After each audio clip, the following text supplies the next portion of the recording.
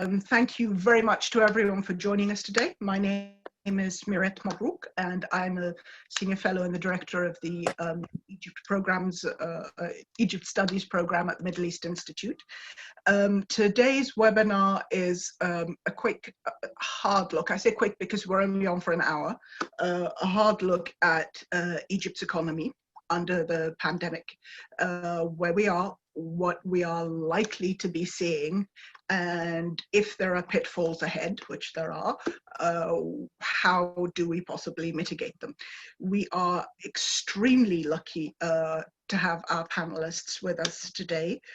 Dr. Abla Abdel-Latif is the Executive Director and the Director of Research for the Egyptian Center for Economic Studies. She is also the Chairman of the Presidential Advisory Council for Economic Development. She actually has a long list of accomplishments. Do please take a look at the full bios for the panelists at your own time. And Dr. Samer Atallah is the Associate Dean for Graduate Studies and Research at the American University in Cairo and an Associate Professor at their Business Department. We're going to kick off with an extremely brief introduction, little snapshot from each of our panelists, and then we will be moving into a moderated discussion. We will be taking questions as we go along, and the questions will be taken sort of in order of arrival and relevance, if you like. For those of you who are joining us on Zoom, there is a Q&A feature at the bottom of your screen. For those of you who are joining us by phone or by live stream, please feel free to tweet at us. The hashtag is @MEI events. And if you just want to email us, the email is events@mei.edu. So again, thank you for joining us. And I'm going to turn it over to Dr. Abla Abdel-Latif and ask for a quick snapshot. Thank you very much, Miret, and welcome everyone to this webinar. Good morning to all of you, or good afternoon, wherever you are.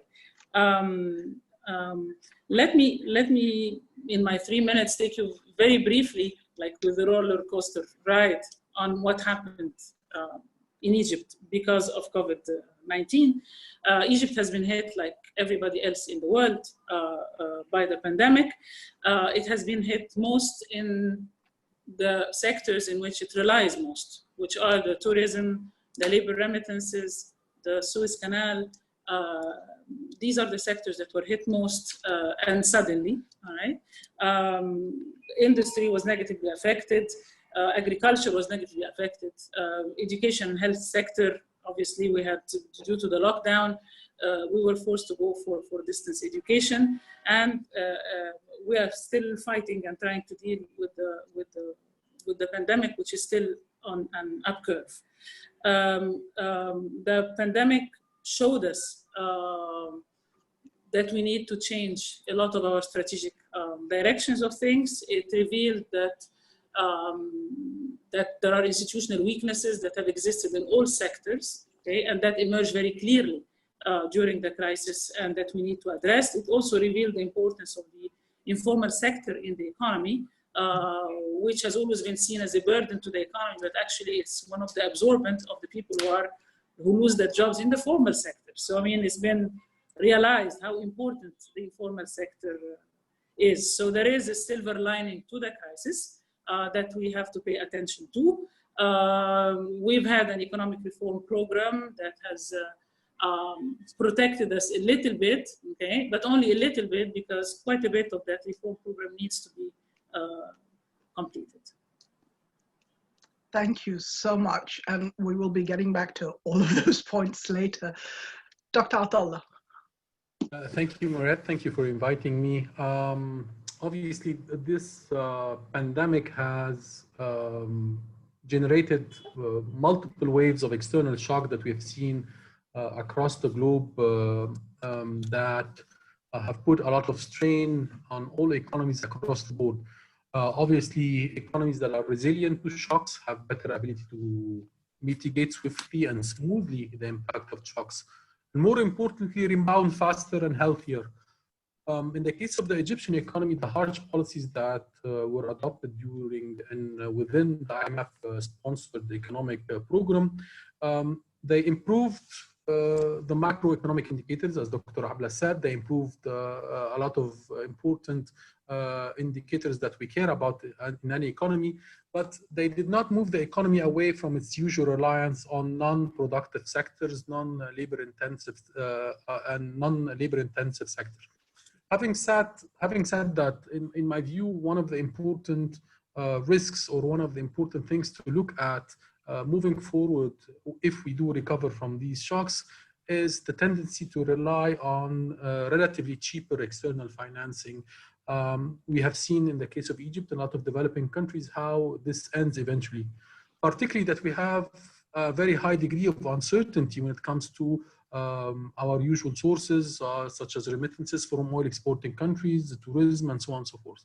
And unfortunately, the reform program did not lead to a big rebound in the non-oil exports. They did not expand beyond the usual markets that we serve, and with very weak value chains within the country. The second risk, in my view, that we need to address moving forward is our health system and infrastructure. A lot of us here today may agree with me that the COVID-19 was actually the moment of truth and the litmus test to any health infrastructure. An ailing health system like the Egyptian one faced a very harsh reality, yet a very simple one. It's not really a health system. It cannot deliver basic services. We've seen reports across the board from people having no access to beds, doctors having issues with PPE and working protocol, and most importantly, in my view, it shows the huge discrepancy and the inequality of delivery. So we know that people who can afford to get the kit to be tested are able to do so, and those who cannot would have to be sent back by public hospital because they were not allowed to do that. And this is really one of the, in my view, one of the harshest reality, that people cannot exercise their basic right of having a standard health service. Lastly, but not least, the COVID also showed the weakness of our ability of our economy to protect the vulnerable. An economy that has very high degrees of informal employment, and all of a sudden, with the shutdown, with the partial lockdown, a lot of these employment opportunities and employment engagements were gone, and people were faced with a lack of a safety net that can enable them to withstand this incredible shock. And actually, I do sympathize with sometimes with the policymakers, is that the urge that we've seen to open up the economy is, in my view, mainly driven by the fact that there is no safety net to protect people during this time. So in my view, these are very critical questions.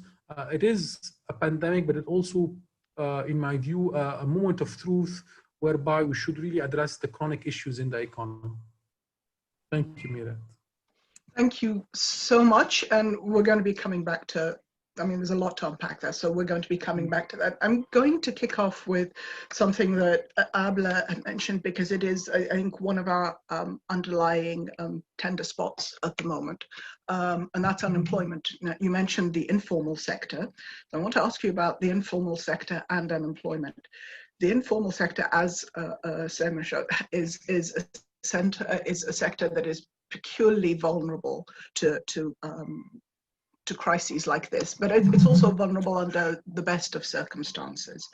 And the Egyptian economy has consistently talked about trying to formalize the informal sector, which is usually code for trying to tax them. So if we look at the informal sector and we look at unemployment, now, the Egyptian government had actually done a very good job at dragging down unemployment. It was at 7.1 just before the COVID hit. However, it was on the back of several publicly funded large projects, and that money isn't going to be available at the moment. So what are we looking at in terms of unemployment, rising unemployment, but more importantly, I mean, Egypt is not the only country going through this mess. even our richer neighbors to the Gulf, I mean to the, to the left and right of us, the Gulf nations, are going to be possibly looking at large layoffs, in which case Egypt's unemployment may go up by a factor of we don't know yet. The only thing that we have to judge by it is during the Iraqi invasion of Kuwait, when 1 million Egyptians came back, and that was only from Iran and Kuwait. So what are we looking at in terms of the informal sector and in terms of rising unemployment? Thank you, Mireille. You're raising many issues, and let me try to touch upon all of them. First of all, when you said that the government did a very good job in reducing the unemployment rate to 7%, but this is happening because they are working in those big projects, I take this very carefully as an economist, okay? Because what I look at is not the numbers as much as the quality of the jobs and where they are. Most of the jobs were related to the construction sector, and this is not exactly where we need most to support employment. The educated have the highest rate of unemployment, and that's a big problem. People more often than not work in areas that are not related to their education. Okay, and you do have a serious excess demand and excess supply situation in the labor market. It's a structural problem. The educational system does not produce what is needed, and the job market does not find what it needs in the ones that are available. So the problem is big, and it's not solved by a lower number unemployment rate, in my opinion, especially with the definition of unemployment rate that if you work for only 1 hour a month, you're considered to be employed. So let's leave this on the side for a second. Okay. My second point relates to unemployment and where it's heading right now. Who is hit most by unemployment in COVID-19? The youth were the ones that were hit the most. Okay. Why? Because many of them work in the informal sector. Many of them work in the services. Many of them work in the retail sector. And these sectors were very bad in the tourism, in the cinema industry, in all of these were very badly hit. So the youth have been the ones that were most affected. The women also have been seriously affected, especially when you bring their kids home and there are no schools. So that means that they're hit even more than otherwise. Then you have, of course, the workers that are coming back from the Gulf. And the loss here is not only in the money that's coming from the labor remittances, which is in the range of about $28 billion yearly. The issue is in the numbers that are coming back, and the fact that we do not have a decent database for who they are and what their specialization is. So how can you accommodate them in the economy? All right, this is really the most serious issue. All countries are hit, okay, but the better organized the labor market, the more database you have, the better the regulations are, okay, the better and the clearer the investment map of the country, the better and the clearer the output of the education system is, okay? All of this is going to take you in the right direction in terms of solutions. And we do have our institutional issues there, okay? First of which is the absence of a database. Now, let me move to the informal sector. Informal sector is extremely interesting. It is responsible for 60% of the workers in Egypt are actually part of the informal sector. Okay, if you take the agriculture also into consideration. So it's 40, and if you add agriculture, it's about 60%. This is a huge number. The informal sector used to have a key feature, and that is absorbing the temporary unemployment, people who are changing jobs, people who graduated and hoping for a good job, so they work in the informal sector until this happens. So it used to absorb a bit the potential unemployment, okay, in the economy and in the society. This is a feature that was completely lost during COVID-19 because they were hit themselves, okay? Yeah. And most of them are working in the services sector, okay, which is immediately hit by the lockdown or by the closing down of China itself, because they have they sell products that they import from China and so on. So the informal sector has been very badly hit. The informal sector, I consider it to be a jewel in the rough, really, okay? We always look at it as a burden, just like we always look at the youth as a burden. Even though the youth are not a burden, they are actually the fuel of the future. And I think it's wrong that we typically look at the informal sector as being one giant, one big animal. It's not one big animal. It has components. There are people who are working informally, there are informal enterprises, and there are informal transactions that are taking place within the formal sector. Each one of these is different, and each one of these needs different policies. The approach of tackling the informal sector because we want to tax it is completely wrong. Okay? What you want to do is improve the quality of life of people who are working. You want to increase the production. Okay? You want to increase the exports. You want to improve the performance of the economy. Okay? Not tax them. Entering with the tax angle does not work and has actually failed. And we're proposing a lot of ways out of this, but I don't want to take too much time in talking about that. As far as predicting how much the unemployment is, okay, we did studies on that, and we think that the unemployment is actually going to be right now in the range of about 14%, which is double of what we had before the crisis, and hopefully it's not going to get worse than this. Right, thank you. I'm going to come back to that because I will want to look into how to improve a lot of the informal sector if we're not just talking about taxing it, and I would like to talk more about how to organize a database for labor abroad. But before that, I'm going to jump back to Samer for 1 second because you mentioned something important, and it directly relates to something that Samer brought up, remittances. Okay, Egypt has a reliance on, I mean, you had mentioned that Egypt has a reliance on external financing. Remittances is one of them. Remittances is huge, as Abla pointed out, almost 28 billion a year, 26.5 last year. It's huge. It's a vulnerability for any economy. For Egypt's economy, is it understandable? Is there a way around it? What are the dangers? With all of Egypt's underbelly exposed, if you like, what is a way of attempting to protect ourselves slightly? Well, this is a financing reliance.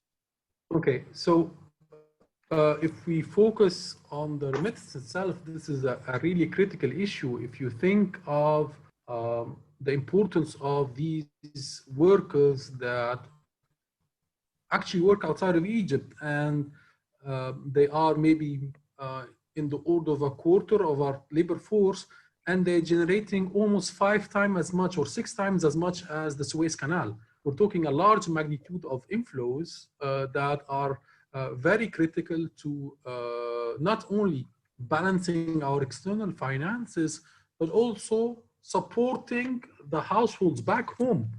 And this is sometimes a point that is kind of put on the back burner, the extent to which these remittances support households, supports the education of members of the household that are back home. And this is the remittification and implication of this are tremendous and incredible. I mean, the issue to me is that we have been unable to absorb this workforce inside of our economy.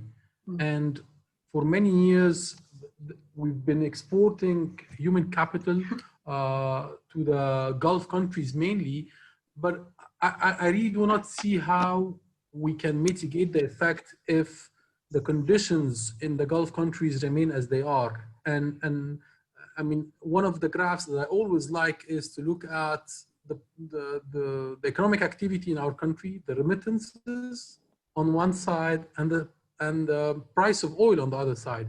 And it's incredible that we are so much impacted directly with the fluctuations in the oil market. And this to me is a systemic risk embedded in our economy, that a shock in the oil price can have so many implications across the board, starting from remittances, starting from our export sector, and so on. So for me, this issue of remittances has to go beyond our working force outside Egypt to looking at how can we increase the demand for skilled workers within Egypt. Because if there were demand within our economy, these skilled labor would not have left.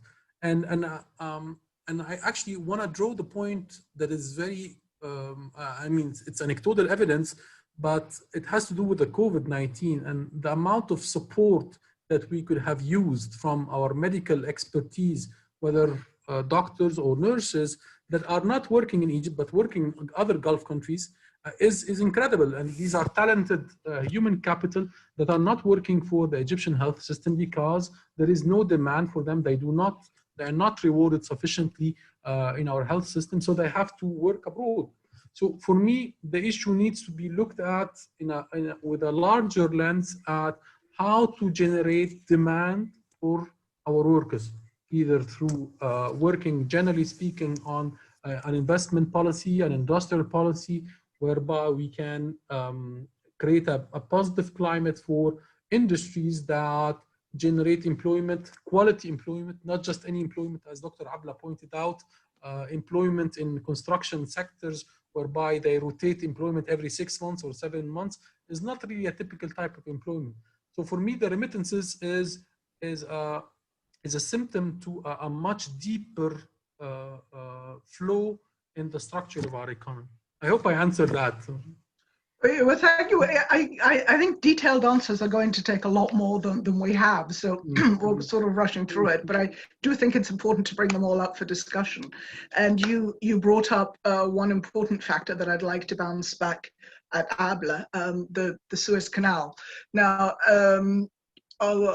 a few weeks ago, the Suez Canal was sort of mentioned as the one bright spot in that, surprisingly, demand had not been dropping and revenues had gone up. Now, that situation has changed slightly, basically, because globally, and again, this has to do with our reliance on external factors, globally, trade is down, demand is down, so this will be affected.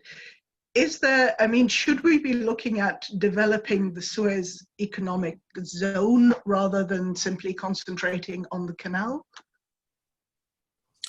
You're absolutely right. I think one of the things that were clearly revealed during the crisis, the institutional weakness in the Suez Canal sector, is exactly this, that you are relying only on the canal itself, and on the fact that ships will pass, and you count the ships and you count the demand. Okay? When in reality, this is obviously very, very closely linked to international trade movement. And it's not likely that the world is going to be making huge bounces in growth in the next year or couple of years to come. And this means that the Suez Canal is extremely vulnerable because it is affected by the demand, and demand is coming from outside completely. So the focus, okay, should be on the Suez Canal zone. And the Suez Canal zone is an industrial zone that has very, very high potential. We have a plan for it, but it has not completely materialized yet, okay? And we need to provide advantages that make it competitive to the other zones in the different countries, okay? We don't stand alone in the world. We have competitors all over the place. Everybody's trying to attract migrating investments. Okay? We have an extremely positive geographic position to help us, and the position of the Suez Canal zone next to the canal gives it special importance. It's not just an industrial zone. It is something that is located next to shipment place, all right? And this means that the types even of investments that we can attract are different than any regular industrial zone. It has to be very, very special. And I think we are doing work there, but I think we need to do a lot more, and this is the real potential of the Suez Canal area. Thank you so much. And I'm going to jump back to you in a second, but again, you touched on something. I'm going to ask Samer about it. You had mentioned that we have a reliance on debt financing. I mean, Egypt has always had a reliance on debt financing. How do you expect this to change? How would you want this to change? How would we move away from it? Because it's not easy. Absolutely, absolutely. I mean, any economy uses debt. I mean, there is no, to the best of my knowledge, there is no country that does not issue debt or uses debt. The issue is that for us, it's again it's the chronic usage of debt.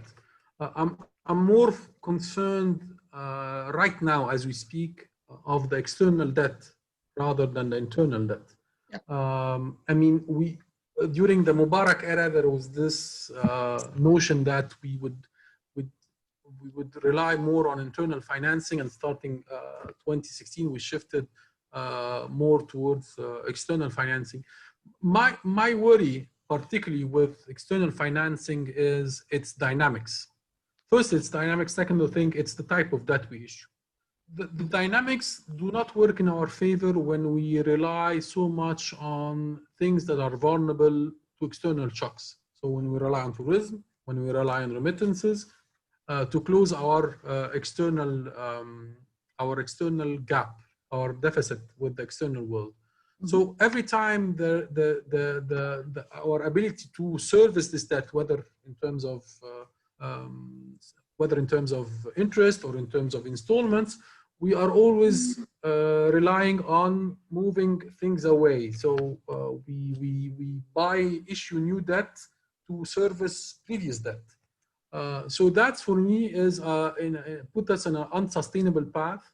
We were lucky that, I don't know if that's lucky, but anyway, we were a major source of a major destination for debt instruments due to the differential in interest rates.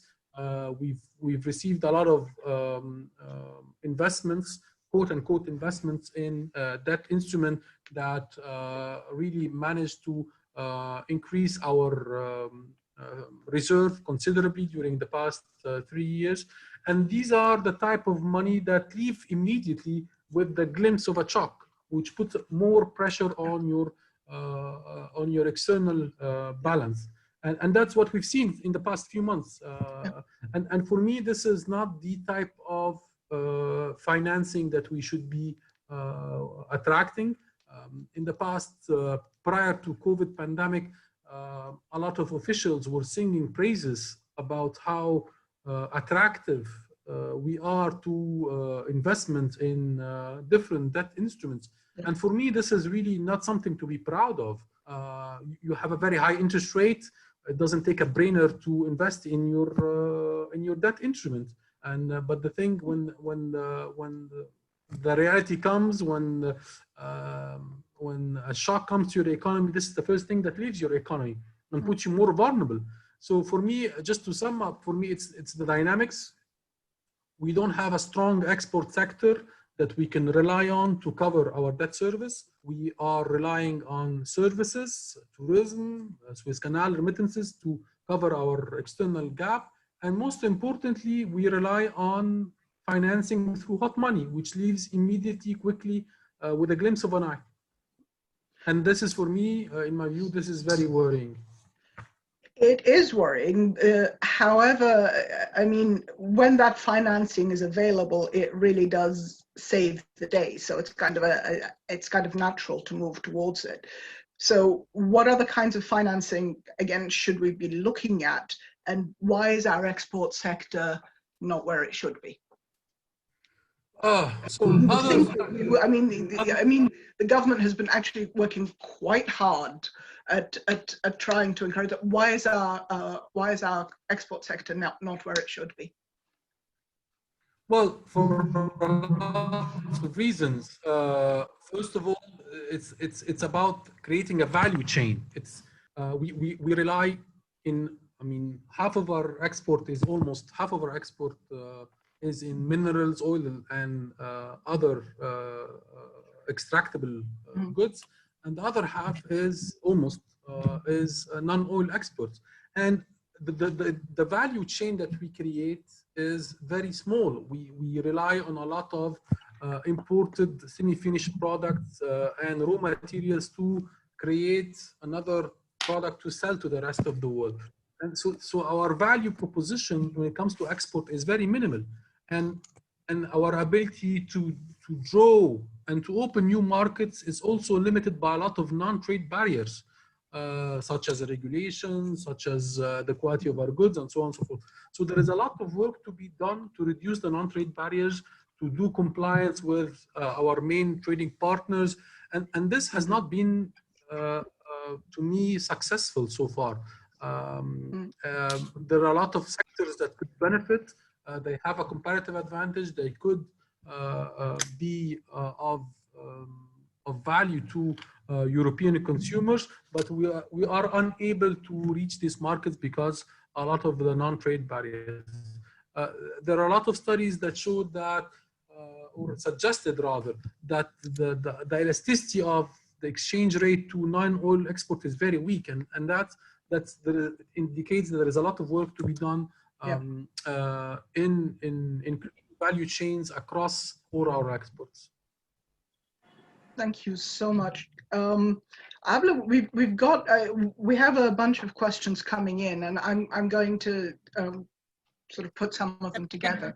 And I make a comment about follow up a bit on what Samuel was saying. Yes, please. If I may, very briefly, the issue of the debt with Egypt. Okay, I think it's very important that we ask ourselves the question: what are the loans used for? Okay, the issue is not only, I agree with everything that he said, he's absolutely right, and then, but the money is in. What are we going to do with it? Because if what we're going to do with it is simply finance our budget deficit, as it is, then we're not helping ourselves much. Okay, our expenditure is the same, everything is the same, so we're not helping much. That's one point. Another point, we should not look at the debt management as if it's a case of its own. Where are we going to get the money to be able to pay the interest rates for the old loans? It has to be part of the entire economic reform system. The whole idea behind taking a loan should be, there is nothing shameful about taking loans. What is shameful is to use this loan in a wrong way, in a way that does not bring the return that can make us capable of paying its interest. Our exports are problematic, not because, yes, in addition to the trade barriers, of course, we have problems inside. All of our export sectors, okay, are actually suffering from problems. Okay, there are export constraints. There are constraints facing each and every manufacturing sector, and I can list you things. And they're all related to institutions that are not functioning properly. So the value addition has to come from inside. The attracting the investment has to come from inside, and this would close the gap and reduce it significantly, the trade balance gap. At this point, we are not doing that. We are living as a rentier economy, even if we don't say it, and our rentier economy has been hit badly by the COVID-19. Sorry, go ahead. No, that's great. So, I mean, somebody must be curious, because we had 6 questions pop up in the last minute and a half while you were speaking. So someone has something to say, but we'll just take the earlier 2 questions, which was on the construction sector. Egypt has had a lot of these large construction projects, and again, they have come in useful in many ways, have provided employment, even if it's temporary, but they have provided employment. However, their usefulness, if you like, to the economy, to employment, is likely to be limited at the moment. Why is that? It's obvious, Miret. You don't make big projects in order to employ people. Yeah. Okay. This cannot be the target, right? Okay. Big projects are made because they want to achieve big things. All right. The COVID-19 phase and beyond is a phase where the focus should be on manufacturing industries and on agriculture, and on producing our own food, and on attracting the migrating investments. It's critical that we do that. Why? Because the world is not going to grow at a very high rate. And this means that the cake is not growing. And so your share is not going to automatically increase. If it is to increase, it will have to be at the expense of somebody else. Not through war, yes, like it used to be during the mercantilist time, but rather through having a competitive edge. And the competitive edge is related to the manufacturing and the agriculture. The construction projects led the growth of the country in the last few years, and I cannot say that this is bad, but I cannot say also that this is good. we need to diversify. We always needed to diversify, yes. And the need for diversification is stronger now than it used to be. There are lots and lots of projects and investments related to the education, related to health, related to the human investment, plus the manufacturing and the agriculture and the digital sector and the communication sector. All of these are very critical for the next phase. It cannot be the construction, and even if it creates temporary jobs, this is not really the solution. Okay, perfect. It was not before, and still not more so now. Perfect. Go on, please. Yes, sorry, I just want to add something to what Dr. Abla said, is that, I mean, two things. One thing, we need to be directing our very limited resources to things that can create value and that we can sell to the rest of the world. The mega construction project do not do both. So that's a typical case of misallocation of resources that we teach in the first lecture of economics to our students. The second thing is, this is, in addition to the very important list that Dr. Abla mentioned, I would really emphasize adding, redirecting our resources to our health and education sector. It has shown really how vulnerable these two sectors are in the past, in this current pandemic. We absolutely, I mean, if you think of all the pounds and the dollars that was spent in construction projects that could have been directed to ICE units, to building hospitals in villages that do not have access to any healthcare, you could have seen a totally different result than what we have seen today. And also one last thing, I'm sorry. The mega projects are also a big animal. We should not treat them equal. So there are projects in infrastructure and roads. There are also projects in electricity capacity. All of these do matter to increase the productive capacity of the economy. But there are also other projects that, in my view, do not add value much to the economy.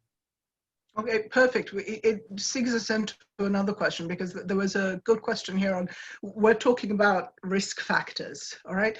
What about resilience factors? I mean, we need the bright chink in the armor here, okay?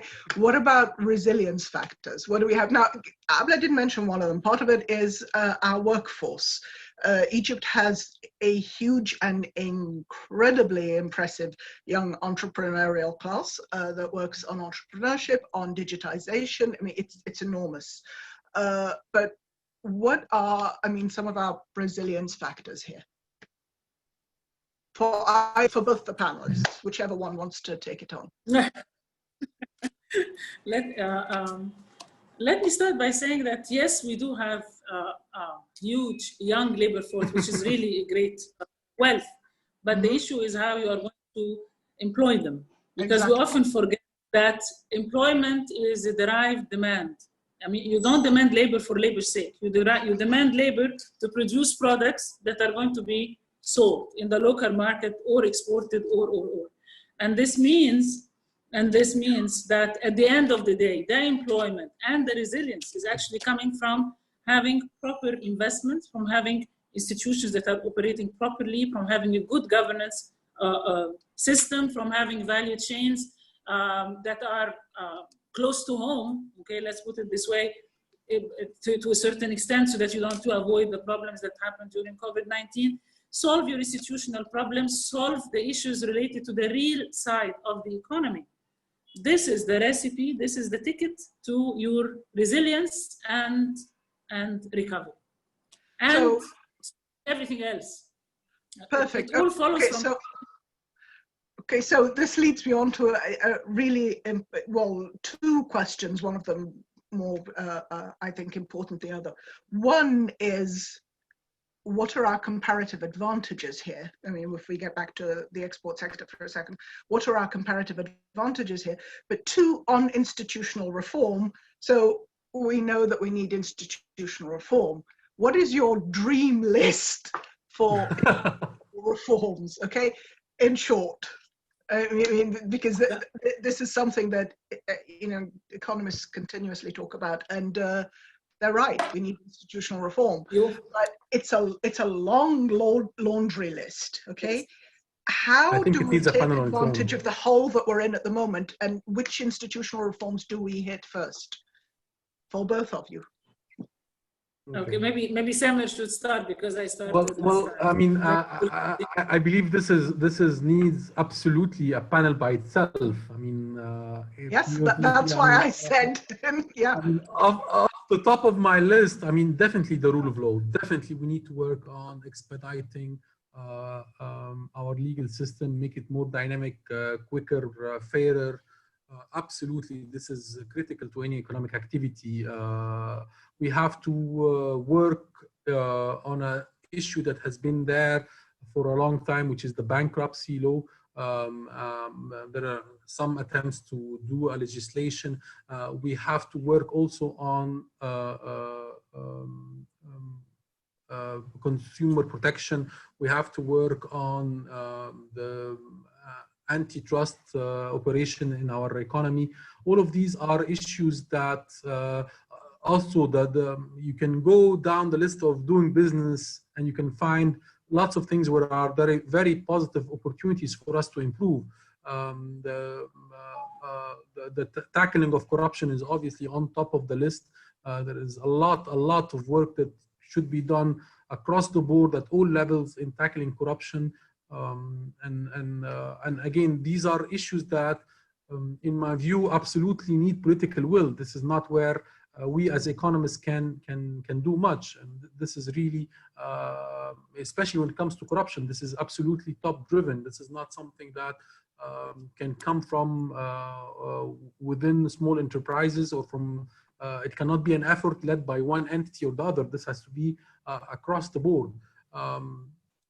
What else? I mean, there was one recent initiative last year that has to do with permits issuance to industrial operation. This was a very good initiative that actually enforced the entry to the market and so on. I mean, there's a very long laundry list, and after the economic program in 2016, there was a lot of information and a lot of suggestions on how to move forward with establishing these institutional reforms in order to unleash the potential of the Egyptian economy. And unfortunately, no steps were taken so far. And unfortunately, came COVID that I'm sure will derail a lot of these efforts moving forward. Thank you so much. Abla, do you want to take a quick stab at this? There's a lot of questions, so if you don't... No, I will take a quick stab. First of all, I don't want to talk about comparative advantage for Egypt. I want to talk about competitive advantage, because you create the competitive advantage. Better, okay. All right, that for starters, okay? You create the competitive advantage. And the minute you say competitive advantage, you have to have institutional reform and the proper institutions. The countries that are doing very well, okay, in international trade and extremely efficient, have excellent logistics system. You would not have a decent logistic system in everything, okay, if you don't have the proper processes. The problem with institutions in Egypt, and I want to add to what Samer is saying, that the rules of the game are not clear, they are not well understood, there are lots of gray zone in all the processes, leaving room for people to take decisions on their own and causing a lot of problems. This is part of that. So it's a governance issue more than anything else. The second thing, you have to separate between the ones who do the planning, the ones who do the execution, and the ones who do the assessment. You cannot have the minister of whatever sector be the regulator, the head of the regulatory body. It doesn't make any sense. I can't put the rules of the game and play the game and implement and be a player and assess myself and clap for myself. I mean, this is a killer combination. And we have it all over the place, okay? You have to solve obvious issues. All investors in Egypt complain about land. We have nothing but land in this country. And yet, land is a big issue. Why is it a big issue? Because you have 10 institutions in charge of land, okay? 10, they're all competing with each other. They're all having different laws. They're all having different regulations. It's a mess. You don't have decentralization. This is part of the institutional reform. Even when you talk about corruption, you always talk about corruption as a topic by itself. Corruption is part of the institutional reform because a big part of it is because of all those gray zones in operation. Doing everything related to the ease of doing business, as Samer suggested, is definitely part of the institutional reform, but doing business in Egypt is like, you know, holding a balloon that has 10 holes. You can fix one hole beautifully, but then the remaining 9 are there, so it will never blow, okay? And when you do the reforms, so you never complete the circles, and you don't have the civil society or the private sector involved with the government. The government is playing on its own, and when it reaches a certain level of implementation, it asks the private sector to come in, and usually it is rather late. All of this is part of the institutional mess, okay? If you, and again, if you want it in one sentence, separate the planning, the regulator, from the planner, from the executioner, from the implementer, and have a decent checks and balances system. Okay. Cannot go quicker than that on the institutional front. which makes perfect sense. I will just say that I have never had so many questions come up on one of these. I really I can't keep up with them.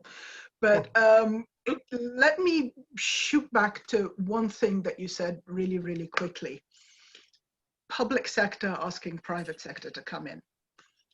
If Egypt's economy is going to grow at the rate at which we want it to grow, then the private sector is really going to have to take the lead. At the moment, the public sector, and with public, I'm including public and military as well, have a large part of the economy. They're still driving the economy with the private sector sort of sitting in the sidecar, okay? Is the public sector going to be able to step back? Is the military economy going to be able to rethink the way that they do business? No one's going to suggest that they remove themselves. A lot of good things that they do. Roads, providing accessible goods to people, all great. But there are areas of the economy that are better left to private to the private sector, especially if we're looking at trying to attract FDI, because I mean, if you're a foreign investor, you're not really going to want to be competing with a local sector that has you know, an advantage in terms of network access, funding, contacts, or labor, all the rest of it. So is the government, is the public sector, is the military going to be able to step back slightly or rethink the way they do business and allow the public sector to get in the driver's seat rather than sit in the sidecar? Okay, that's a very important question. And when we talk public sector, we need to differentiate. I don't like to call the military public sector because it's really different. It is a military sector explicitly. Yes.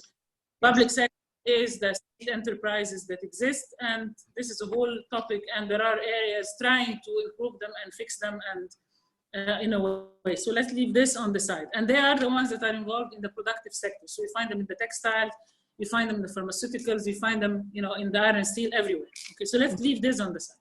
The issue with the involvement of the private sector, when it started, there was a certain logic to it, okay? We want to push the development path or the growth path of the country, and at the same time, we are doing the reform for the different institutions. And the different institutions are very slow in responding, okay? And so the idea of using the military was to push certain changes and push implementation of projects, and the private sector is working through them. In the infrastructure, they would always tell you that the private sector companies are the ones that are implementing at the end of the day. We are just the way, the way it is.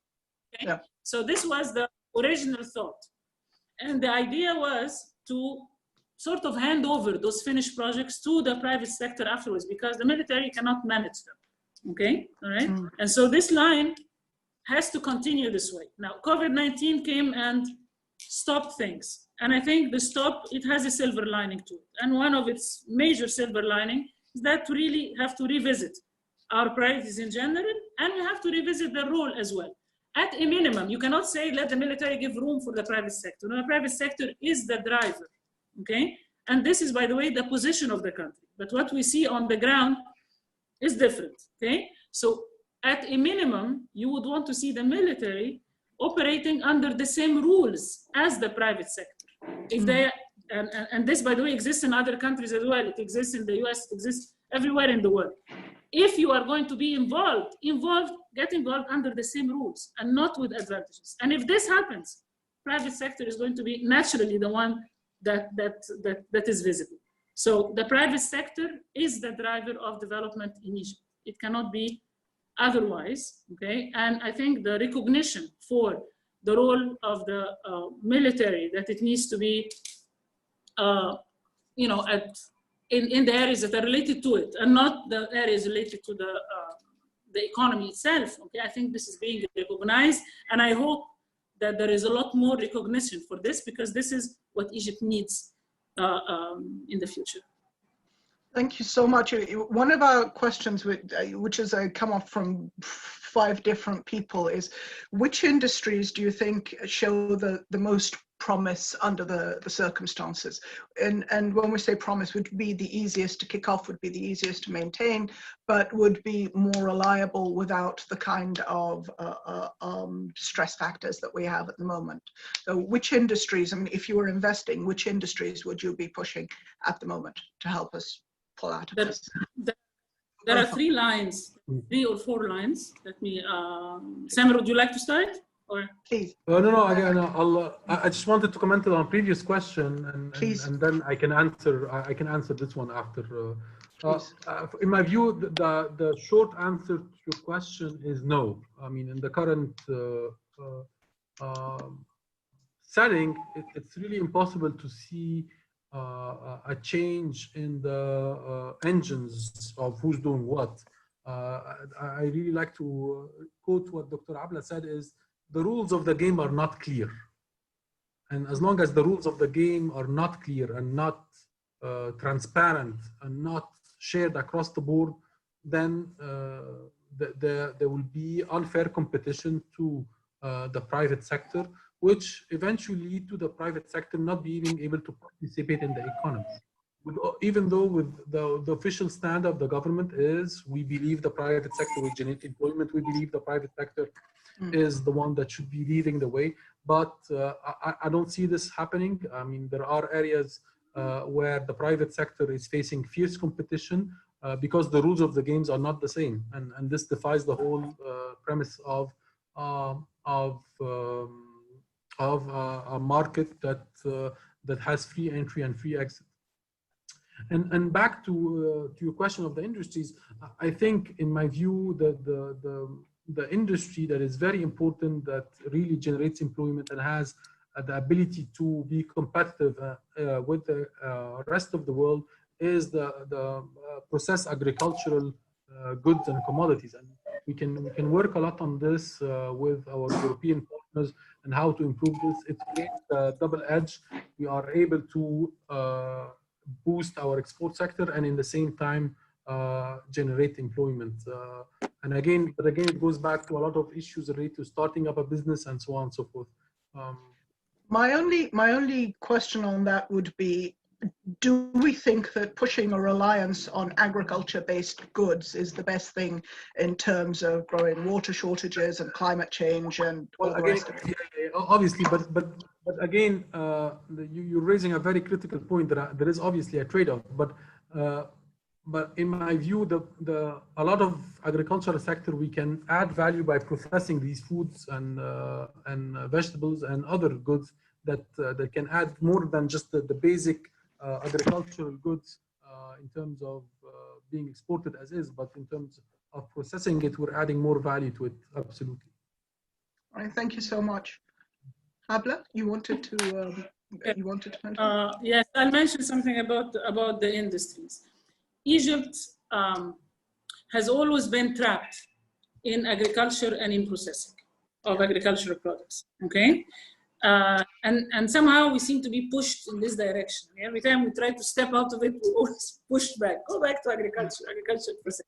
Okay. I think there are opportunities that exist in all other sectors that we don't see very much. There are opportunities that come immediately with the crisis, and there are opportunities that have potential and that we are not building on. The opportunities that come immediately with the crisis have to do, for instance, with the ready-made garment industry shifting to everything that is related to the crisis, like the production of the face masks, the production of clothes that are protective, The engineering industries will shift to the production of ventilators. These are opportunities that emerged immediately with the crisis, okay?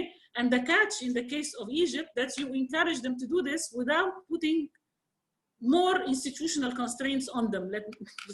Don't add bureaucracy. Go, move fast. We cannot afford that. This is one point. A second point, within the engineering industries, more than 90% of what we import from China, interestingly enough, are actually white goods. Refrigerators and fridges and refrigerators and stoves and all this stuff. And we do have a strong production at home, okay? Yeah. We import finished products and we import a huge number of components that can very easily be produced at home. So let us encourage the production of components that are supporting our existing industries. This is going to be hitting several birds with the same stone. You would be improving the trade balance, you would be increasing the investment, you would be attracting actually the migrating investment, okay? So it's important to do that. Again, there are lots of migrating investments right now. We need to attract the big players and the mass production. It's like if you encourage a company that's producing refrigerators, it comes along with the ones that also produce the components. You know what I mean? You would be attracting a cluster, all right? Yes. It's the thinking that needs to change. So we do have something there. In the area of the textiles, we have an incomplete value chain. We have cotton, we have ready-made garments, and we have a very weak chain in between, okay? You don't produce non-cotton artificial fibers, okay? You do not have decent fabric production. You do not have a good dyeing and finishing industry, right? And there are lots of migrating industries in this specific area. Let us bring them in. Let us bring them in to produce in Upper Egypt, for instance. So there are opportunities in that area as well. So between the engineering and the textile, you have a lot. Everything related to digitization is a great area. When you talk about agriculture and the water challenge, you have all the changes, the investments in changing the irrigation system. The water management system has not changed since the pharaohs, okay? The management system. Not quite, but yeah. Not quite. It improved a little bit. I got carried away, all right? Okay. So it needs definitely a look, especially considering everything that is happening. There are lots and lots of rooms for investments there. In the logistics part, everything related to the services, okay? In education, there are lots of room for things.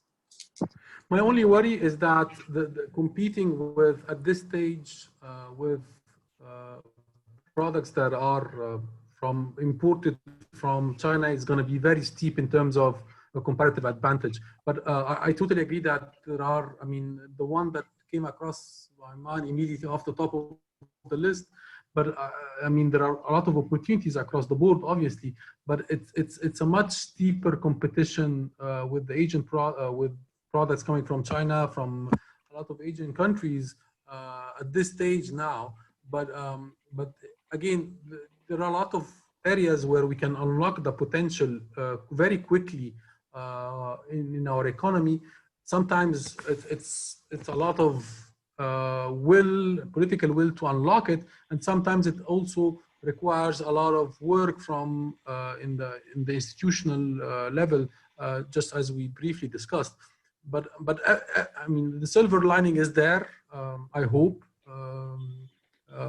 we do have to work a lot on strengthening the resilience of our economy to shocks. That's absolutely my five words conclusion. Your 5 words. Abla, do you have a 5-word conclusion? We've got about 1 minute. Yes, I do. We have to face our demons. It's time that we face them. We've been avoiding everything that is sophisticated. Even when you talk about the ICT, you always think that this is beyond us. This is much bigger. This is not the case. ICT sector, a big part of it. The IT part needs serious development, and it's all human-based, brain-based, and we do have the brains. Let us face our demons. Let us fix our institutions without being shy. let us not change our institutions by the same people who are benefiting from the existing system. It does not make any sense. Let us encourage the informal sector by fixing the formal sector, for God's sakes. Why would you go to the informal sector if there is a decent formal sector operating? So improve the performance of the economy, do the basics, okay? And everything else will follow. Improve the policy making capability and everything else will follow. I'm very hopeful. I believe in this country. I believe in youth. I believe in the people.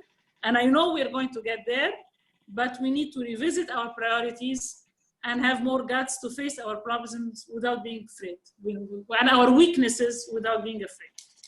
Okay, perfect. And on that hopeful note, I am going to thank you both very much for an excellent session, because we're about to be booted off. And I would like to thank Dr. Abla Abdel-Latif and Dr. Samer Atallah for an excellent panel. I'd like to thank everyone who joined us and the many people who sent in questions. I'm sorry if all the questions weren't answered. We did try and move them into the conversation. And we hope to see you again. And thank you to everybody, and have an excellent day or evening wherever you are. Thank you. Thank you. Thank you. Thank you very much. Bye.